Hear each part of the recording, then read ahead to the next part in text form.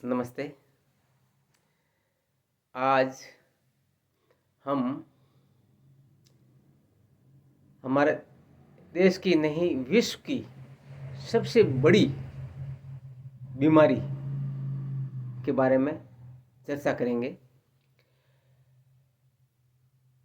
आप समझ गए होंगे कि आज विश्व के सामने जो सबसे बड़ी बीमारी है वो क्या है।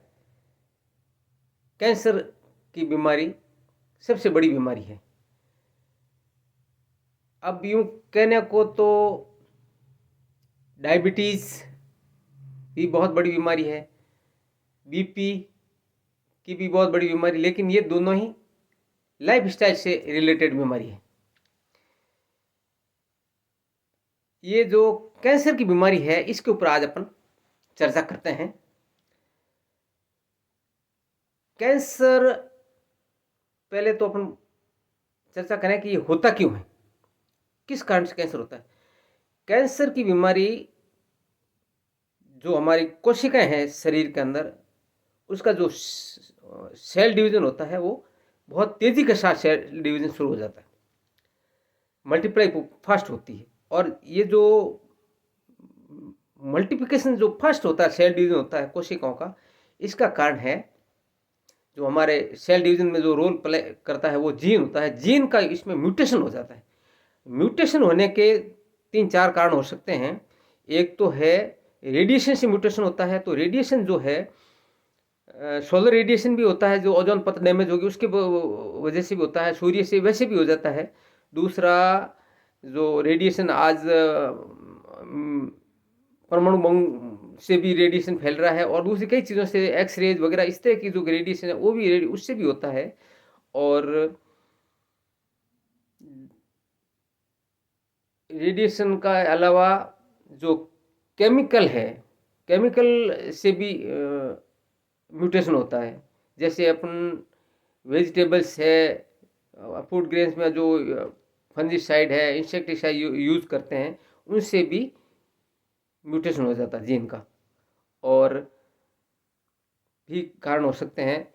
तो इसके कारण जब जीन का म्यूटेशन होता है तो म्यूटेशन के कारण ये डिजीज़ हो जाती है। इसके अलावा जो हमारा जो खान पान है, हम बर्तन जो यूज़ करते हैं, ये एक बहुत बड़ी कारण है। हम आज के समय में जो हमारे घरों में जो बर्तन काम ले रहे हैं वो स्टील और एल्यूमिनियम काम ले रहे हैं, और यही सबसे आज बड़ा कारण है इस बीमारी का। हमें अगर इससे निजात पानी है तो सबसे पहले हमारे घर के जो बर्तन हैं, स्टील और एल्यूमिनियम, इसको काम में लेना बंद कीजिए, इसको घर से बाहर कीजिए, तभी हम आगे कुछ कर पाएंगे, अन्यथा कुछ भी होने वाला नहीं है। तो ये तो ही बात इस बीमारी के होने का कारण। अब इस बीमारी का ट्रीटमेंट, लोगों में ये धारणा है कि ये बीमारी का ट्रीटमेंट है ही नहीं। ऐसी बात नहीं है, इस बीमारी का ट्रीटमेंट है और पूरी तरह कंट्रोल होती है। तो इसमें जब कैंसर की बीमारी होती है तो जैसे किसी के कहीं भी वो गांठ बन जाती है, चेस्ट पे हो जाती है, ब्रेस्ट पे हो जाती है, सिर पे होती है, शरीर में कहीं भी गांठ होती है, वो मतलब उसमें क्या होता है, सेल डिवीजन फास्ट होता है, तो उसे वो गांठ बन जाती है।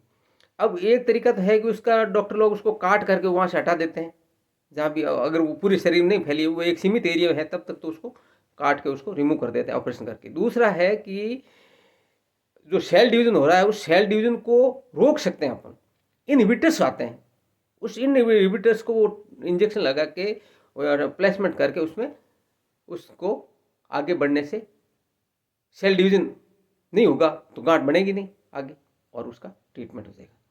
अब बात आई, ब्लड कैंसर होता है, जो ब्लड कैंसर होता है वो बड़ा सबसे खतरनाक होता है, और उसका ट्रीटमेंट भी एक अलग तरीके से करना पड़ेगा। इसमें क्या होगा कि ब्लड के लिए, जो ब्लड है उसका ट्रीटमेंट के लिए, जो कैंसर से जो इन्फेक्टेड कोशिकाएं हैं उसको, ब्लड को निकालना पड़ेगा शरीर से, ब्लड को निकाल करके उसका ट्रांसफॉर्मेशन करना पड़ेगा। जैसे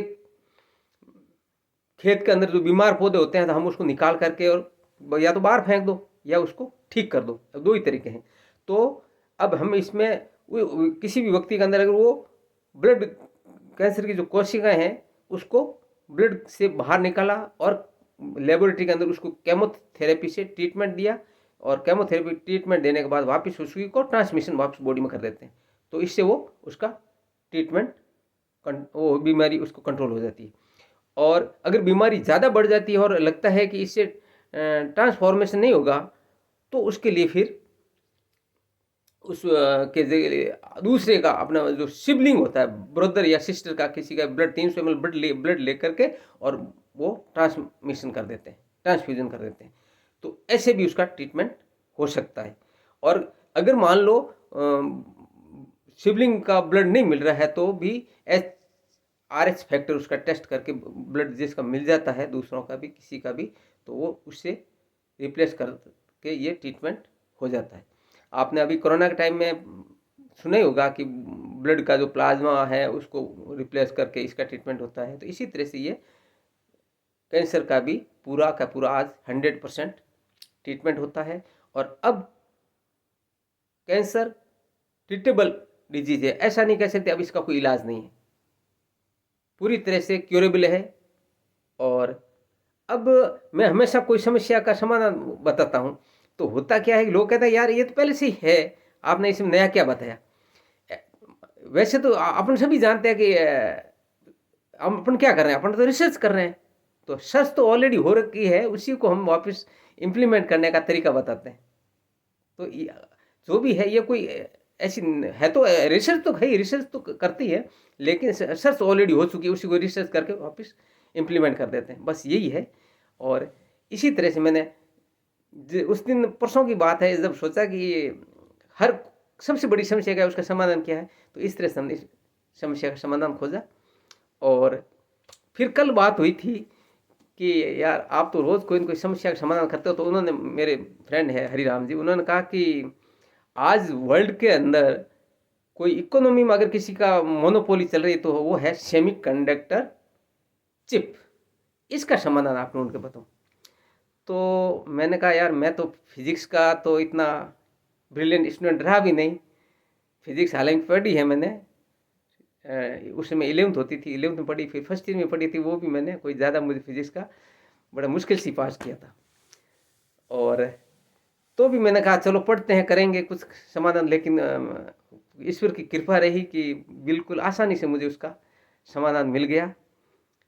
तो जो ये सेमी कंडक्टर चिप है, ये मोस्टली अभी ईस्टर्न एशियन कंट्री है, ताइवान, वहाँ बन रही है और इसकी मोनोपोली चल रही है। तो हम इन हरिराम ने कहा कि हमारे यहाँ क्या ऐसी बना सकते हैं क्या, तो फिर मैंने थोड़ा ज़्यादा टाइम नहीं लिया, मेरे 5 मिनट में इसका समाधान मिल गया मुझे।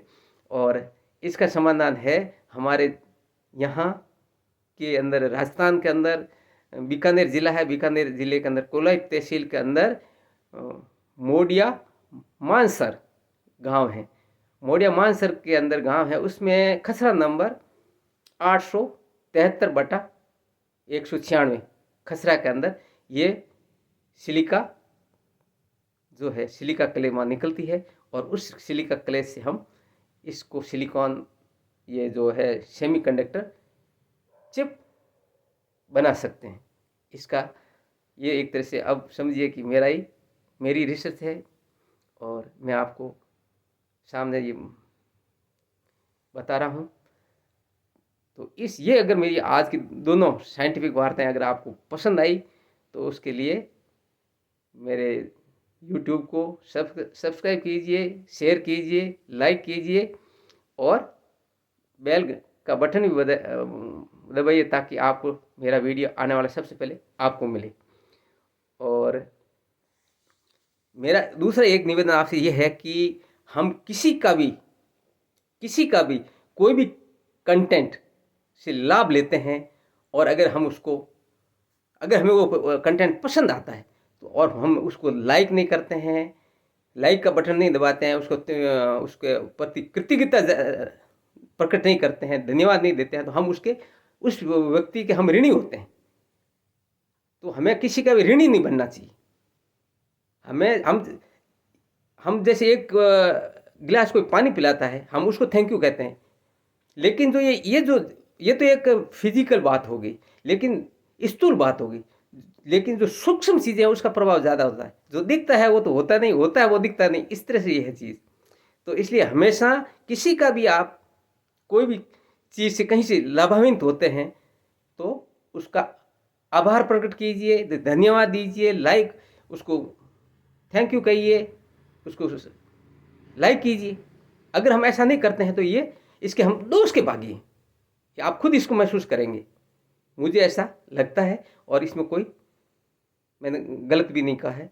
आप सभी प्रबुद्ध लोग हैं, इस चीज़ को सभी समझते भी हैं। Thank you.